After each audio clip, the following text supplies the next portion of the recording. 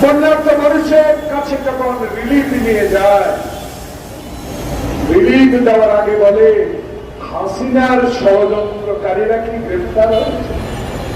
দেখেন শত কষ্টের পরে আসল কথা বলার চেষ্টা করে বাংলাদেশটাকে বিক্রি করে দিয়েছেন।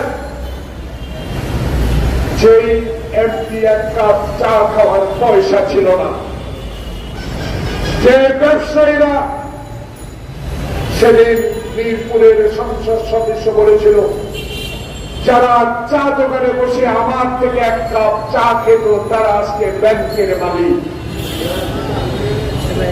আমার কথা নয়, আওয়ামী লীগের সাবেক একজন এমপির কথা, মন্ত্রীর কথা। তাই জনগণ এখন আজকে 3 তারিখ একটু নামাও। এত বন্যার পরও কেন এখনো শেখ হাসিনার পরিবারের সাথে একজনকে গ্রেফতার করতে পারলেন না?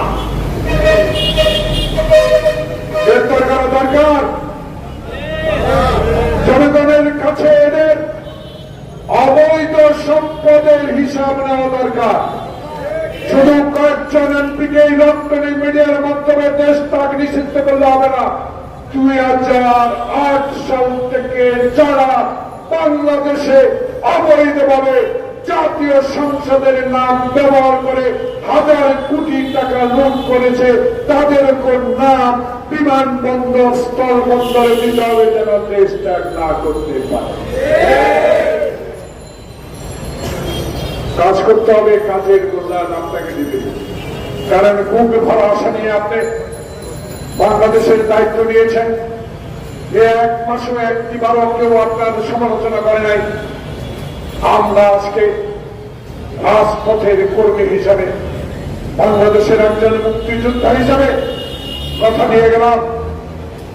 আমরাও আবু সাইদ খোকনের মতো আপনার সরকারকে টিকিয়ে রাখার জন্য প্রয়োজনে বুকে আবার করে নিব। তবুও বাংলাদেশে যেন একটি গণতন্ত্রের মাধ্যমে বাংলাদেশের তারেক রহমান আমার জন্য এক মাথা এক ভোটে বাংলাদেশের প্রধানমন্ত্রী হতে পারে।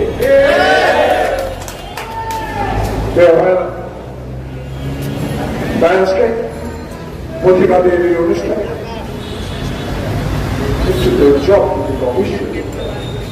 ছোট বছরের চর্চাল, 16 বছরের অত্যাচার, 16 বছরের অবিচার,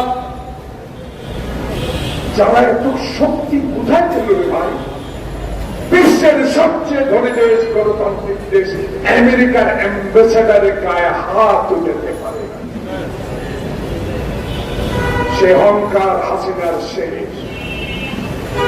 কিছু কিছু লোকের কথা শুনলাম ইউটিউবে, এখনো ঘুরে শেখ হাসিনার শেষ মুহূর্তে গিয়ে তার বাসায় বলেছেন আমরা পাবলিকের টাকা লুট করেছি, আমরা চিনির কি বলে সিন্ডিকেট করেছি, আমরা পেঁয়াজের সিন্ডিকেট করা মানুষ। ইনশাল্লাহ আমরা থাকতে একদিনের জন্য হলো বাংলাদেশের ক্ষমতা আপনাকে ছাড়তে হবে না। সে আশ্বাস দিয়ে সব কোথায় আপনারা? আমি জানি না এই সরকারকে অস্থিতিশীল করার যদি কোন ষড়যন্ত্র আপনারা করে থাকেন, বাংলাদেশের ইতিহাসে আবার নতুন করে ইতিহাসে লেখা হবে। কারণ এমন এক ব্যক্তিকে বাংলাদেশের অন্তর্বর্তীকালীন সরকারের দায়িত্ব দেওয়া হয়েছে, তিনি বাংলাদেশকে বিশ্বের দরবারে মাথা উঁচু করে দাঁড়াবার ব্যবস্থা করে নোবেল পুরস্কার নিয়ে আসছে। সেই ডক্টর ইউনূস, আপনি এখন ইনশাআল্লাহ 25 বছরের যুবক হতে হবে। আপনার সাথে যারা আছে তাদেরকে 23 বছরের যুবক হতে হবে। আপনাদের নেতৃত্বে বাংলাদেশে প্রতিষ্ঠা হবে গণতন্ত্র।